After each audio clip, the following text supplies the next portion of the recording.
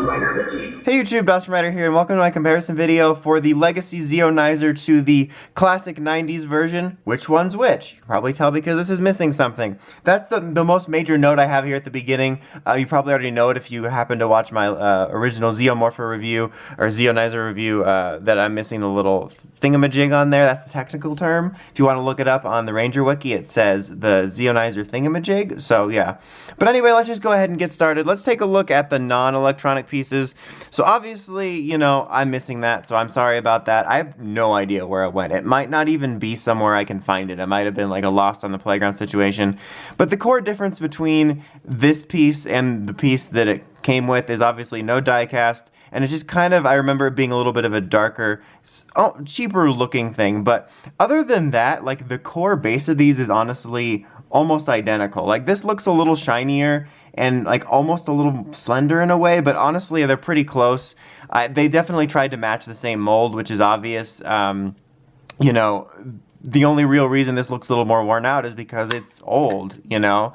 The springs are a little more creaky, the toy's a little more worn. I mean, I'm sure if I polished this really good, it still wouldn't look quite like it, but it's pretty close. Like, this has a little bit more of a shine to it. And then there's the obvious difference of the strap. You know, this has the symbol here. This is the more quote-unquote expensive strap. This is the high-end strap, black leather gloves. And this is, like, you know, the cheaper strap. But yeah, that's the differences there.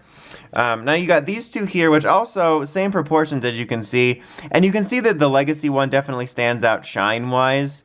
And there is a little bit of a difference in, like, this piece here, like the way it just looks in general. But again, a lot of it's just from age. You know, if I were to polish this a little more, it would look a little bit better. But this would always be slight bit different because it's a little bit of a different material used. You can just feel it by, you know, thumbing it. That sounded weird. But it's same proportions. The silver plastic paint, excuse me, is almost identical. Again, it could be because of the age, but this does have a bit more shine to it, which I don't think is entirely because of the age. I think it's just a little bit more high quality, but the proportions are the same. And you can see here, like right here it looks clear, and you got the red under here because this has like a red LED. And then of course, obviously the differences are the sounds. Like when you boot this up, way to show it off, guy. That's like the noises you get. And this is a standby noise in this one, of course. And you know, this one has an on-off switch. And you got the different LEDs.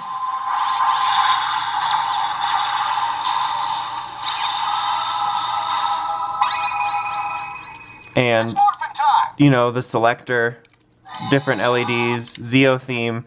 So yeah, this one does not have an on-off switch, at least unless it's somewhere secret. I could never find it. But yeah, so this has like an LED, like a red plastic underneath on the LED, so it kind of all gives it that look, whereas this one's clear because they need to change the LED colors. But in the inside, they're actually fairly similar. This almost looks less cheap right here, but... And like I said, this doesn't move here. This is a solid piece. You can't change the order of that around because you don't need to select it. No theme, different sounds. This is obviously a lot more robust sound-wise.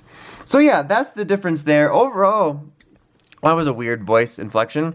Overall, Bookisha. Anyway, like, aesthetically, there actually isn't, honestly, for me, a huge difference. Like, there's definitely some noticeable things, but if your thing is that you just want something for display, and you already have a Zeonizer or can find an old Zeonizer cheaper, I would say go for it, because honestly, the only thing significant of difference about this for me is honestly the sounds.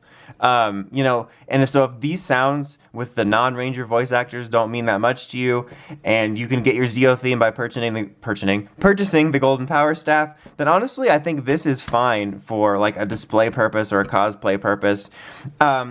I'm not sure what these were going for before these came out, but there's a chance you could find this cheaper. You never know. So that's all I'm saying, is that aesthetically, these honestly hold up pretty well. The only thing major difference-wise is just honestly the sounds, and that's really up to you how important that is to you. Anyway, that's about it. Until next time, don't forget to like, comment, subscribe. It's Dawson Rider, signing out.